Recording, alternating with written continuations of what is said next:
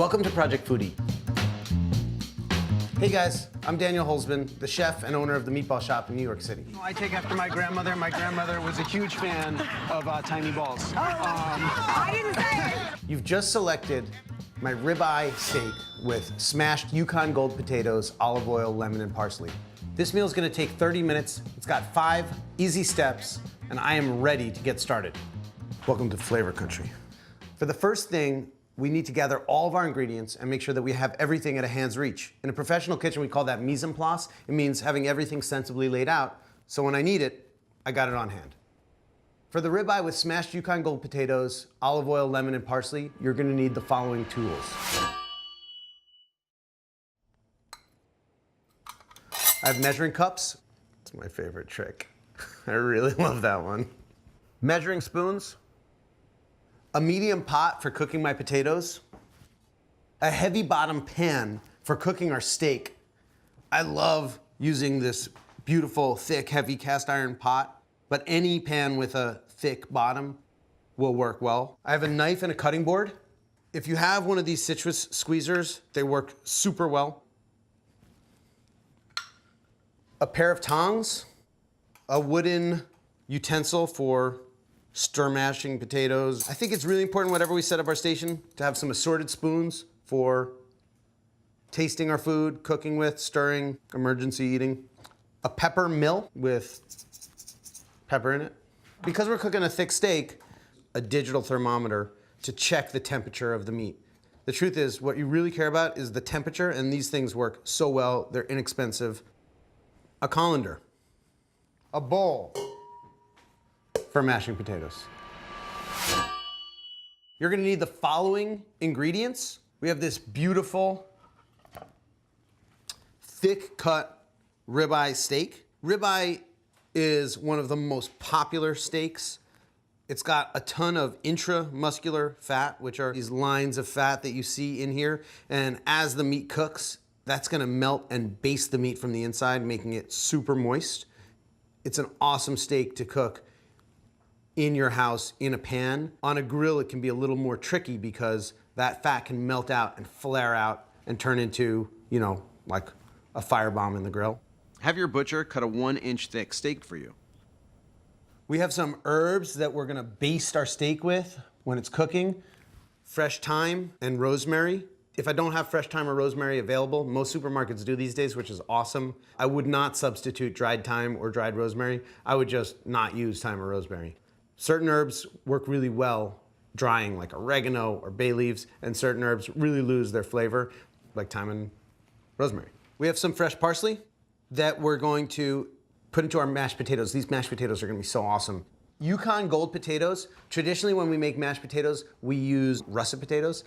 Yukon Gold potatoes have a really sweet flesh and they're moist. When I make mashed potatoes with a russet potato or a Kennebec potato, the potato has less moisture in it. They dry out and they soak up all the butter and the cream. They get super rich and flavorful.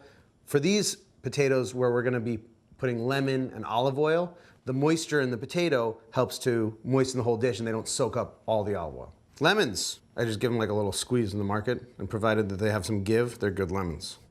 Head of garlic, kosher salt. There are lots of different salts on the market. They can be very expensive. When I'm just seasoning something and that salt is gonna melt, like seasoning water or seasoning a steak that's gonna cook, the texture of the salt is really less important, and all salts are created equal. When you dissolve them in water, you can't tell the difference, so you might as well use inexpensive salt. Kosher salt is really great. What is important to me is that I always choose the same type of salt so that my pinch size is the same every time. Different salts have different granular sizes, so your pinch will be saltier with different brands of salt. If your steak is not rich enough for you, we're gonna baste it with butter, which is an awesome technique for finishing a steak. We're gonna put the herbs, garlic, butter in the pan. It's gonna melt. We're gonna baste it over, and it's gonna basically make your steak really sexy. And olive oil, like if I were gonna cook this steak just in butter, and I cooked it over a really high flame, the butter can get a burnt flavor, which is really nutty and great in certain circumstances, but it's very distinct. So I will cook the steak with olive oil, and then we'll finish it with the butter. We talked about the peppermill, which would be useless if it did not have black pepper in it. And the black peppercorns look a lot like that. This recipe has 5 simple steps. It should take about 30 minutes. The first step, we need to season our steak and get our potatoes cooking. After that, we're gonna go right into cooking our steak for the second step. Step 3, we're going to finish our potatoes, smashing them with lemon and parsley and olive oil. Step 4, we're going to reheat our steak by basting it with herbs and garlic, a little bit of butter. Step 5, we plate everything, we slice our steak, we eat and we enjoy. This cook-along system is based on the way that I train cooks in my restaurants. We cook everything together. So I'm gonna be here with you for every second of the process until your meal hits the plate. Feel free to hit pause, rewind, or slow it down whenever you need to. First and foremost, step 1, we're gonna season our steak and get our potatoes cooking. We have this really beautiful, thick cut ribeye steak, and you can imagine it's gonna need a lot of salt because we're not just seasoning the top and the bottom, we're seasoning the whole thing. So I wanna really crust the whole steak with salt. Flip it over, really get a nice, fresh coat of salt like a snowstorm.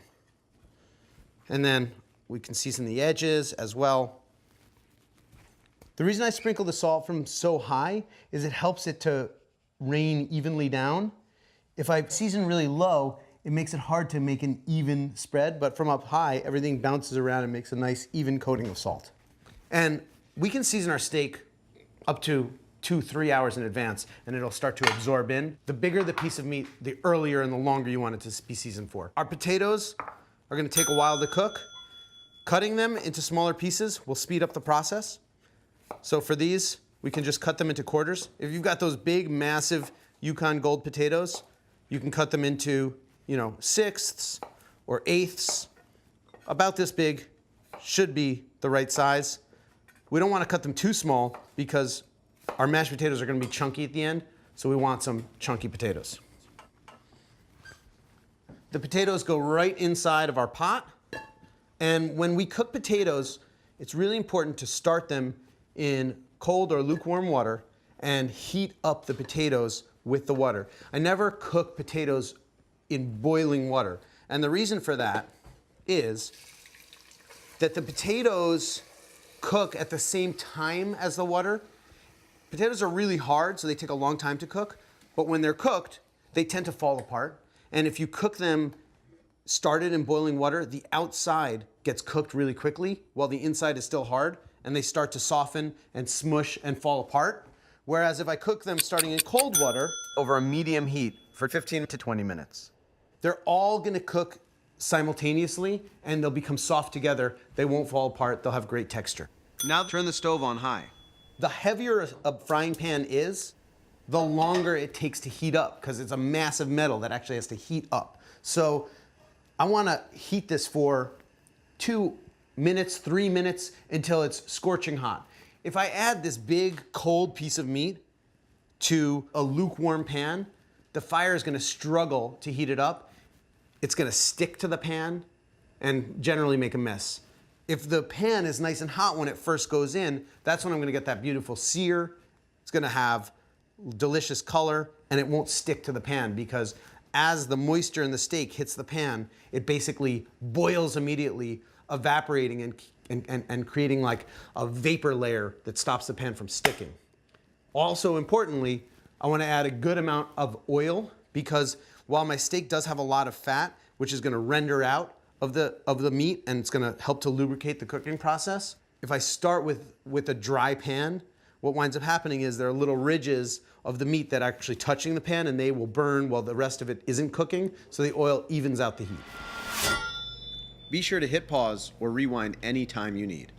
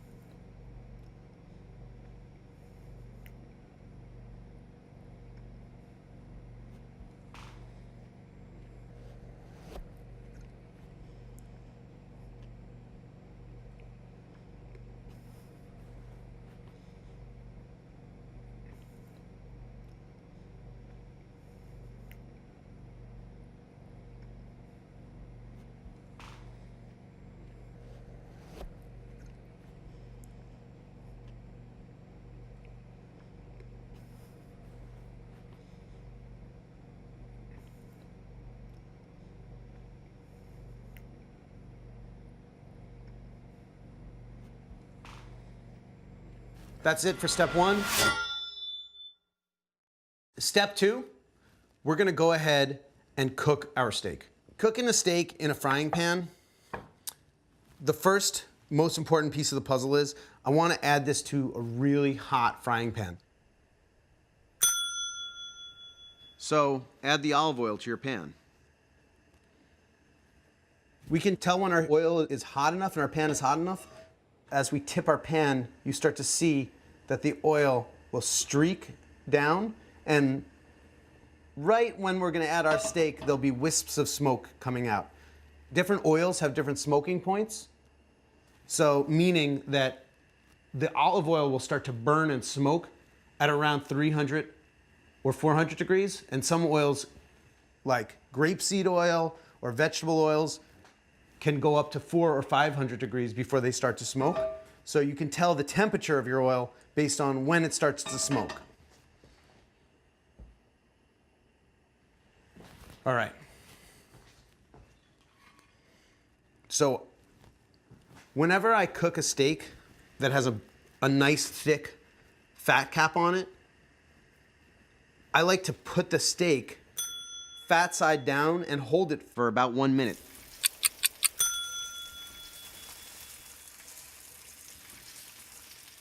just to render out some of that fat and get that beautiful color on there, and also crisp it up a little bit. That's gonna give great flavor. So we always start our steak, if it's a thick steak with fat on the outside, on the fat. It's gonna be a long, slow cooking process where I just make love to the steak for the next 15 or 20 minutes, so get excited. While my steak is cooking, I'm cleaning up and organizing myself, getting ready for the next step.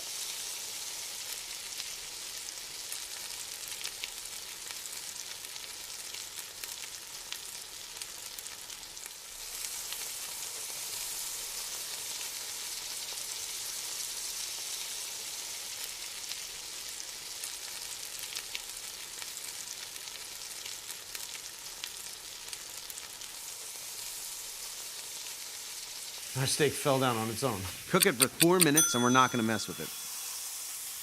This guy is nice and hot. I can see that the oil is smoking, but it's not burning hot.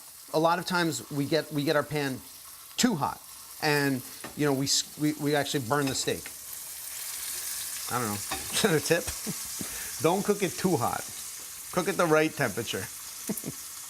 So if our steak starts to cook, you know, and my oil is smoking and it's spattering all over the place, I can turn down the heat a little bit. This stove puts out a lot of heat. I'll just turn it down to medium and let it keep cooking. We're cooking this steak for 4 minutes on this side. One of the most important pieces of the puzzle when we're cooking a piece of meat is resting the steak. So after it cooks, we're actually gonna take it out and stick it on our cutting board or in a warm area in our kitchen and let it sit for 10 minutes before we reheat it, slice it and serve it. That's really important because the steak is getting cooked only on the outside, so the inside is gonna be cold while the outside is overcooked. And then as it rests, the heat on the outside of the steak migrates to the center, and the blood in the center migrates outward, and what you wind up with is a beautifully evenly cooked steak. So if you ever cut a steak and it bleeds all over the cutting board and you get that bullseye where it's raw in the middle and cooked on the outside, that's simply because you just didn't rest it long enough. And it's one of the most important overlooked steps when we're cooking a steak. The bigger piece of meat, the longer you have to rest it for. The general rule is you need about 5 minutes for every inch of steak. So a 1-inch steak should take about 5 total minutes of cook time, and an inch and a half, 7.5 minutes, 2 inches, 10 minutes, etc. Be sure to hit pause or rewind any time you need.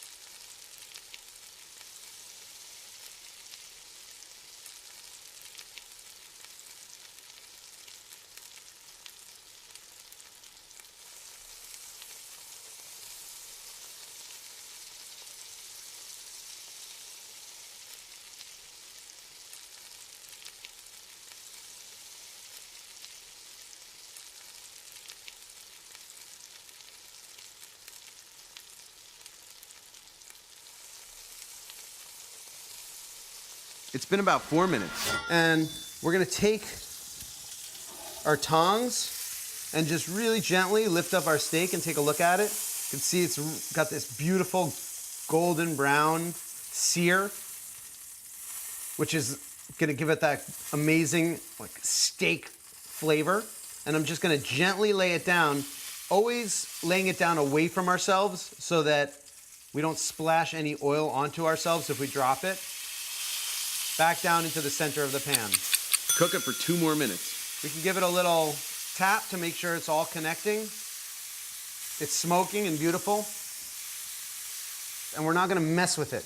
Everybody always wants to mess with the food. You wanna mess with the steak. Like, you're not gonna do any good by messing with it. Let it go, let it cook. So while the meat is cooking, I thought it would be interesting to take a couple of seconds and talk about some different cuts of steaks and why we would choose different ones for different preparations. We have a New York steak here, which is probably one of the most popular cuts. We have a ribeye, which is what we're cooking today. It's really thick. And you can see that the New York is a little leaner on the inside than the ribeye, which has more fat inside of it. And then we have a porterhouse steak, which is really popular steak. And you know, these 3 steaks are actually really closely related. The New York steak is actually this exact cut of a porterhouse steak. So if I were to take, I have a bone in here, if I were to cut this meat off of the bone, I would get a New York steak, New York strip steak. On the bone, without this steak, it's called a T-bone steak. And then with this steak here, it's called a porterhouse. And this steak here is actually the filet mignon. And the ribs are actually held off under here. And those are the ribs of the cow right under. And then as I push back on the cow, that strip that goes down the back of the cow, the New York actually sits closer to the butt over here. So our steak has been cooking for about 2 minutes on this side. And I can see that some of the blood is starting to come out of the steak. I can feel it. And I can feel that it's a little bit firm to the touch. It's time to take our steak out to rest on a plate.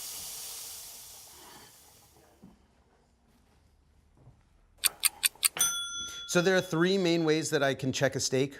You can feel it, and where it's fully cooked, it's really kind of tough. There's very little give. Where it's a little bit, you know, more medium, there's more give. And then if I were to feel it and it pushes in and doesn't really spring back at all, it's rare. We have this trick basically where we just touch these 2 fingers together very lightly and you push on them and it's got a lot of give. It's like a rare steak. I push these two fingers together gently and it's like a medium rare steak, a medium steak. And then when I get my pinky, it's kind of quite tough. It feels like a well-done steak. So that's one way to tell. The second way, which is how I learned, is I get my thermometer, and the thicker the meat, the easier it is, in there, and I'll wait a couple of seconds, and then I'll put my finger right on the end so I know where the center is, right in there, and I'll put it to my lower lip. And I can just feel that it's just warm. Just warm is medium rare. When it's cold, it's rare. When it's just warm, it's medium rare. As it gets warmer, it's medium or medium well. And then if it's hot, it's well done. And then finally, if you do have a digital thermometer, I turn it on. And the most important piece of the puzzle is I want to get it into the center of the steak. Because if I get it on the edge, it's hotter on the edge. I'm looking for the temperature at the center. I want this steak to be 130 degrees. And then after 5 minutes, it's gonna rest up to 135 degrees, which is gonna be medium rare. If it's 140 degrees, it'll become 145 degrees, which is gonna be medium. And then if it's 145, it becomes 150, which is medium well. If it's 150, it's gonna get up to 155, which is well done. So I'm looking here, and I'm at exactly 129.7 degrees. Medium rare, exactly where we wanna be. I thought I overcooked it. I was a little nervous. Most important piece of the puzzle. Let the steak rest for 10 minutes. So I'm just gonna sit it next to the stove while I move on to step 3. So our steak is resting. Step 3, we're going to finish our potatoes, smashing them with lemon and parsley and olive oil. And we can check our potatoes. I'll just use a spoon. So I can just smash one of these potatoes with the side of a spoon into the side of the pot. And it's not quite soft enough. I want the spoon to be able to pierce the center of the potato with fairly little pressure. Trying to mash raw potatoes is just gross. And before we strain our potatoes, we're gonna get ready by chopping some parsley. We have this fresh flat leaf parsley, and we could start at the leaf end and just give it a little bit of a chop. I'm not a big fan of picking parsley for rustic preparations because I think that the stems taste really great, provided that we cut them nice and thin. So I just kind of chop from the leaf end a little thicker, and then as I get into the stems, I chop a little finer. Got these guys ready for us on the side while we prepare our garlic, and we're gonna baste our steak to reheat it with garlic and butter. I just need a few cloves of garlic, and I'm gonna gently smash them open using the side of my knife and carefully with my fist, just a little smash to break open the skin and make a few dents in the garlic. We're gonna add these to the pan to reheat the steak with some butter. So we have our parsley, we have our garlic, and our herbs ready for our steak. We're gonna need a lemon cut for our potatoes. Our potatoes are fully cooked. We can remove them from the heat. And we have our colander ready in the sink. So we can just drain them. And when I'm smashing potatoes or mashing potatoes, I want to make sure that all the water has drained out. So I leave them in the colander for a good 30 seconds. And what's going on is you can see all the steam coming off of the top. That's the water on the potatoes evaporating. And the more water that evaporates out, the drier they are, the more they're gonna be able to absorb the olive oil and the lemon, or if you were making them with, butter and cream traditionally, the more flavor that's gonna be absorbed back in. So once my potatoes have steamed off, we put them right in our bowl. And because these are fully cooked, they're gonna naturally fall apart a little bit, so I don't need to give them a really big mash. What I'm gonna do is, we're just going to season them with our salt, generously, olive oil,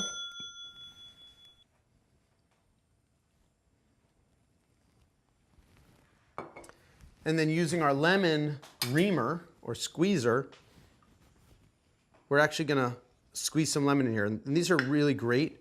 Basically, it's a little counterintuitive because it looks like it goes like that, but you wanna put the lemon upside down, like that. And then when you squeeze it, all the juice is gonna come out and it's gonna turn the lemon inside out. And by crushing the skin, all of the oils and flavor of the lemon are actually getting pressed out. You get a really flavorful, fragrant, look at that. It's super cool. You gotta be like the Incredible Hulk to do that. So we've got a whole lemon, lots of lemon juice, lots of olive oil, salt, and then finally our chopped parsley.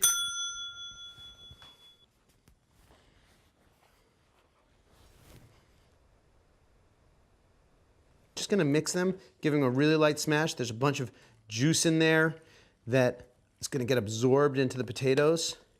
I like them chunky, but I wanna make sure that I've kind of broken them up so they have a chance to absorb all of that flavor.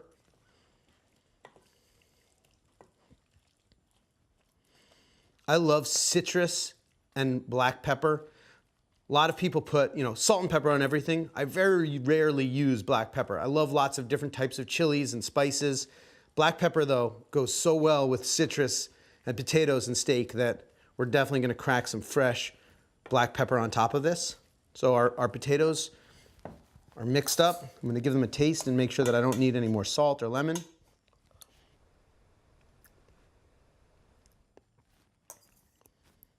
I'm really happy about that.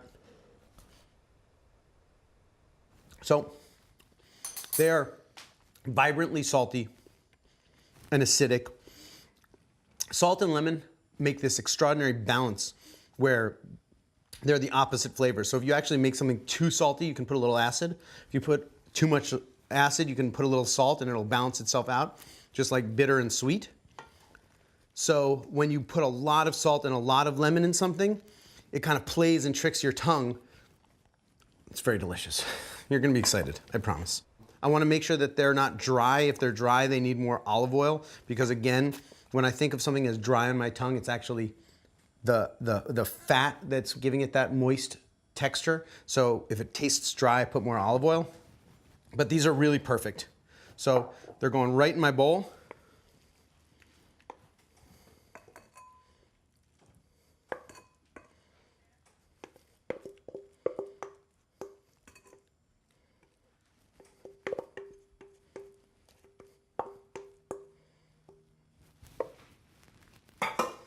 With some, wow,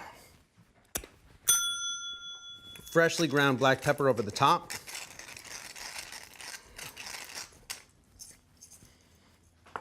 And these are gonna hold their heat like molten lava, so I'm not worried about getting these finished. We're done with step 3, and it's time to move on to step 4. Step 4, we're going to reheat our steak by basting it with herbs and garlic, a little bit of butter. Remember, our steak has been resting for 10 minutes, so it's kind of cool to the touch. We're gonna turn our flame on to high. I still have the fat in our pan here. What I want you to do is add about 1.5 tablespoons of butter to your pan. And our pan should still be warm, start to melt. We're gonna add our garlic cloves, a sprig of rosemary, and a few sprigs of thyme right into our pan. And our hot oil should crackle a little bit in there. And then as the butter is melting, it's getting flavored with those herbs. We're gonna put our steak back in our hot pan. For 2 minutes. We're gonna tilt the pan towards us, and we're just gonna baste the steak with the melting butter that's being flavored with that garlic and herbs. And our butter is gonna brown slightly as it milk solids in the butter burn a little bit, giving it a really beautiful, nutty, toasty flavor. And as it heats up, we should start to see it crackling the skin of the steak, making it all crispy again, rendering out the last of that fat. When you get one of those amazing steaks in a French bistro and you're like, geez, how do they make it so delicious? Like, this is how they made it so delicious. When you're like, geez, how do they make it so delicious? This is how they make it so delicious. Geez Louise.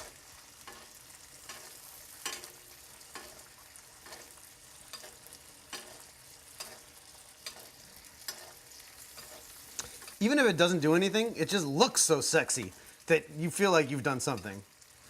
It certainly is heating the steak up. And it's gonna make a beautiful garnish on our plate.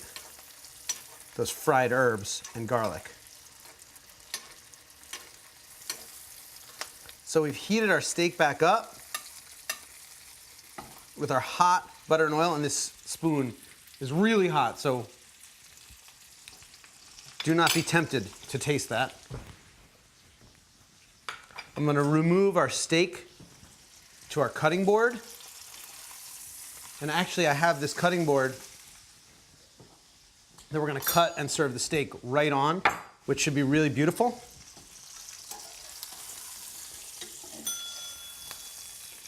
Remove our steak to the cutting board. Beautiful, golden brown. Got my herbs and our garlic that we've just roasted.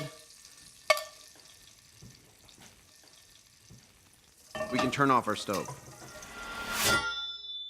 For step 5, slice and serve our delicious roasted ribeye steak. I think it's fun to serve my steak just like this, right on the table with our mashed potatoes. And we could slice it and eat it, or we can just give it a few slices to serve it for 2 people. Cut the steak diagonally on a bias to expose more surface area for a better presentation. It also breaks up the grain to tenderize it. Delicious roasted ribeye steak, basted in butter and herbs with our olive oil, lemon, parsley, and freshly cracked black pepper, Yukon Gold smashed potatoes. I like to take pictures of my food and post it on Instagram. And if you happen to also enjoy seeing pictures of delicious food, sharing pictures of delicious food, please take a photo of this steak, put it on Instagram, and tell all of your friends that we cooked this together and it came out so well and they should try it too. They should not be afraid to cook. You can say all that with a photo because a photo is worth many words. Without further ado,